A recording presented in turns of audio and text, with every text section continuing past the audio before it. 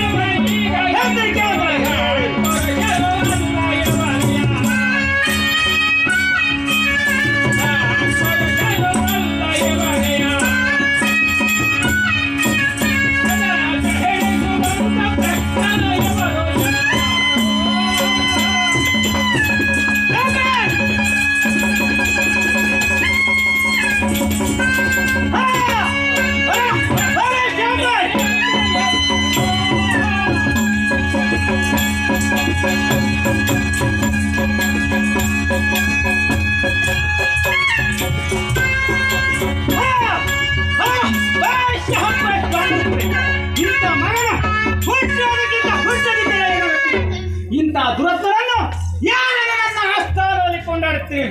ನಾನು ಜನಿಸಿದ ಕೂಡಲೇ ತನ್ನ ತಂದೆಯನ್ನು ಈ ರೀತಿಯಿಂದ ಭಂಗಪಡಿಸಿದಂತ ಮೇಲೆ ಇಂಥವನನ್ನು ಯಾರೆಂದು ಕೊಂಡಾಡುತ್ತೀರಿ ಬ್ರಾಹ್ಮಣರೇ?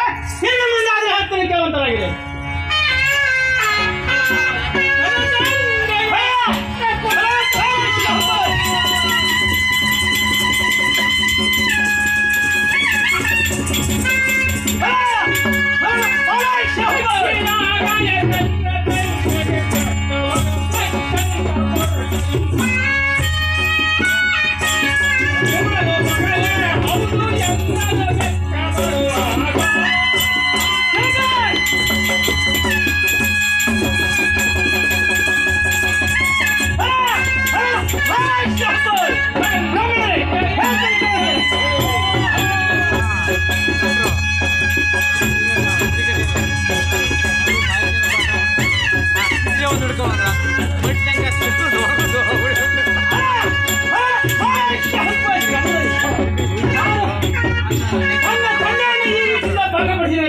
ನಮ್ಮ ಪ್ರಪಂಚದ ನಿಯಮ ಹೇಗಿದೆ ಗೊತ್ತೇ? ಹುಟ್ಟಿದ ಮಗನು ಯಾವನು ನಿತ್ಯ ಅಭ್ಯಾಸ ಮುಂದೆ ಕಾಲಿಡಬೇಕಾದ್ರೆ ತನ್ನ ತಂದೆ ತಾಯಿಯನ್ನು ಪಾದವನ್ನು ಪೂಜೆಯನ್ನು ಮಾಡಿ ಅವರಿಂದ ಅಪ್ಪನನ್ನು ತೆಗೆದುಕೊಂಡು ಮುಂದೆ ಕಾಲಿಡುತ್ತಾರೆ.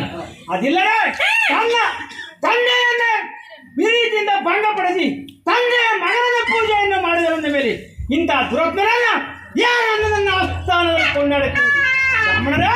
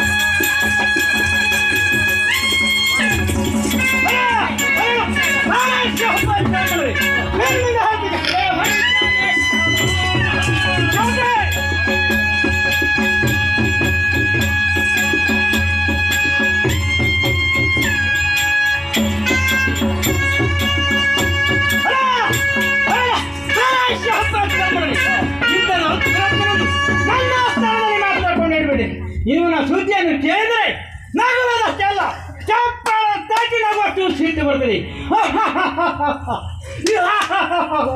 ಬ್ರಾಹ್ಮಣರೇ, ಇಂಥವರನ್ನು ಏನನ್ನು ಕೊಂಡಾಡುತ್ತೀರಿ? ಇಂಥ ದುರತ್ಮರನ್ನು ನನ್ನ ಸ್ಥಾನದಲ್ಲಿ ಕೊಂಡಾಡಬೇಡಿ ಅಮ್ಮ ಎನ್ನುವಂತರಾಗಿದೆ.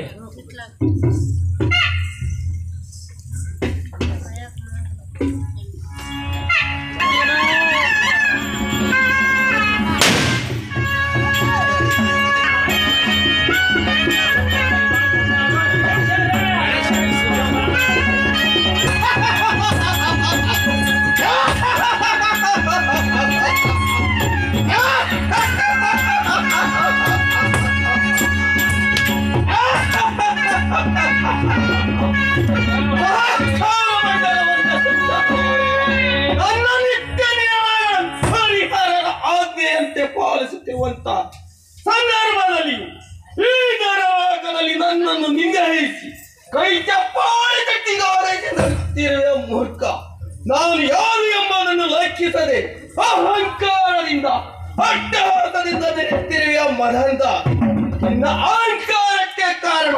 ಎಲ್ಲರನ್ನು ಆಳುವಂತಹ ವೀರ ಚಕ್ರವರ್ತಿ ನಾನು ಎಂಬ ಅಹಂಕಾರವೇ. ಅದು ಅಲ್ಲದೆ ಎತ್ತರವಾದ ಈ ಮಯೂರ ಸಿಂಹಾಸನಕ್ಕೆ ನಾನು ಅಧಿಪತಿ ಎಂಬ ಅಹಂಕಾರವೇ ಮದಂತ. ಈಗ ನೋಡು, ನಿಮ್ಮ ಈ ಸಿಂಹಾಸನಕ್ಕೆ ಏನಾಗುತ್ತದೆ ಮೂರ್ಖ. ಮುಂದಾದ್ರೆ ಹೇಳ್ತೀನಿ ಕೇಳುವವರೆಗೂ.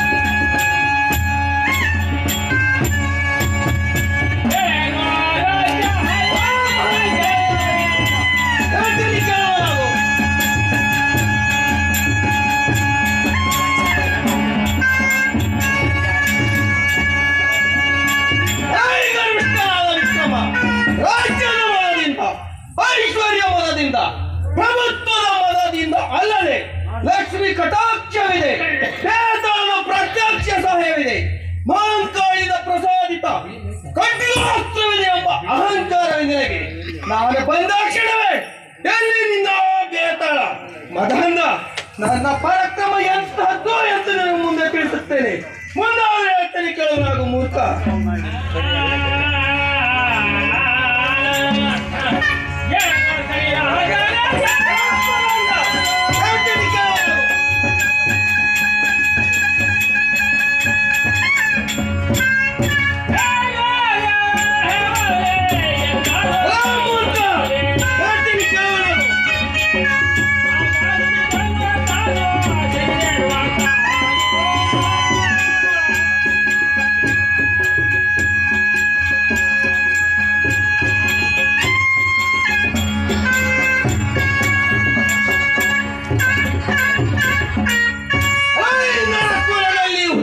ಪಡುವಂತ ಪ್ರಾಣಕ್ಕೆ ಸಮಾನವಾದಂತ ಮಲಹಂತ ನಿನಗೆ ಇಷ್ಟೊಂದು ಸೊಕ್ಕೈತೆ ಮೂರ್ಖ.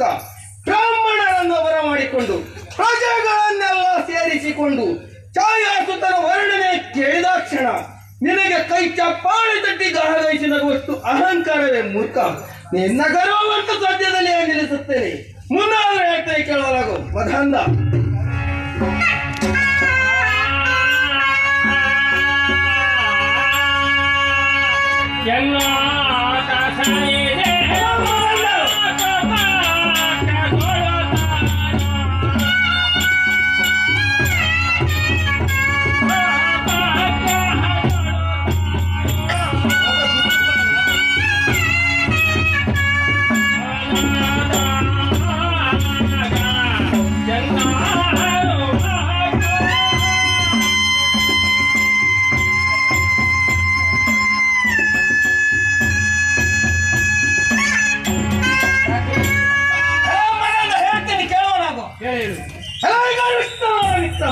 ನಿನ್ನ ಜನ್ಮ ರಾಶಿಯಾದ ಕನ್ಯಾ ರಾಶಿಯ ಪ್ರವೇಶ ಮಾಡಿ 90 ತಿಂಗಳು ಅಂದರೆ 7.5 ವರ್ಷ ನಿನ್ನನ್ನು ಎಡಬಿಡದೆ ಕಾಡಿ ವಿಧ ವಿಧವಾದ ಕಷ್ಟಕ್ಕೆ ಗುರಿ ಮಾಡುತ್ತೇನೆ ಮೂರ್ಖ. ಈಗ ನನಗೆ ಶಾಪವನ್ನು ಕೊಟ್ಟಿದ್ದೇನೆ. ಸ್ವಾಮಿ ಶನಿದೇವರು, ನನ್ನ ಅಪರಾಧವನ್ನು ಮುನಿಸಿ ನನ್ನನ್ನು ಕಾಪಾಡಬೇಕು ದೇವ, ನಿನ್ನ ಕೈ ಮುಗಿದು ಬೇಡಿಕೊಳ್ಳುತ್ತೀನಿ. ಅಂತ ಸಮರ್ಪಣೆ ನಿನಗೆ ಸಮರ್ಪಣೆವೇ ಸಿಡಿಲು ಗರ್ಜನೆ ಅಂತ ಅರ್ಪಣಿಸುತ್ತಾ ಏನಿನ್ನ ಸ್ಥಾನಕ್ಕೆ ಬಂದಾಗ ದಿಟ್ಟಧೀರನಂತೆ ಸಿಂಹಾಸನ ರೂಢನಾಗಿ ಕುಳಿತುಕೊಂಡಿಯೇ ವಿರಹ ಶನಿದೇವನೇ ಬಂದಿದ್ದಾನೆ ಎಂದೊಂದು ಸಾಷ್ಟಾಂಗ ನಮಸ್ಕಾರವನ್ನು ಮಾಡಂತ ಮೂರ್ಖ ನೀನು. ಅದು ಅಲ್ಲದೆ ಬ್ರಾಹ್ಮಣರ ಎದುರಿನಲ್ಲಿ ಏನೆಂದು ಹೇಳಿದೆ, ಬ್ರಾಹ್ಮಣರೇ ಇಂಥ ಪುತ್ರನು ಹುಟ್ಟದಿದ್ದರೆ ಏನಾಗುತ್ತಿತ್ತು ಎಂದು ಹೇಳ್ತಿದ್ದೀಯಲ್ಲ, ಹುಟ್ಟಿ ಏನಾಗುತ್ತದೆ ಎಂಬುದನ್ನು ನಾನು ನಿನಗೆ ತಿಳಿಸುತ್ತೇನೆ ಮದಾಂಧ. ಅಷ್ಟೇ ಅಲ್ಲ, ಈ ನಿನ್ನ ಮನದಲ್ಲಿ ತುಂಬಿಕೊಂಡಂತ ಆ ನಿನ್ನ ಅಹಂಕಾರವನ್ನು ಅಳಿಸಿ ಈ ಶನಿಯನ್ನು ಜನಿಸಿದಂತ ಈ ನಿನ್ನ ಬಾಯಿಯಲ್ಲಿ ಅನ್ನ ನೀರು ತಾಯಿ ತಾಯಿ ಎನ್ನಿಸದೆ ಬಿಡುವುದಿಲ್ಲ. ಅದು ಅಲ್ಲದೆ ನವರತ್ನ ಖಚಿತ ಕಿರೀಟವನ್ನು ಹೊತ್ತಂತ ಆ ನಿನ್ನ ಮಸ್ತಕವನ್ನು ಈ ನನ್ನ ಪಾದಕ್ಕೆ ಎರಗುವವರೆಗೂ ನಿನಗೆ ಕ್ಷಮರ್ಪಣೆ ಇಲ್ಲ ಮೂರ್ಖ. ಜೈ ಕಾಲ ಭೈರವ.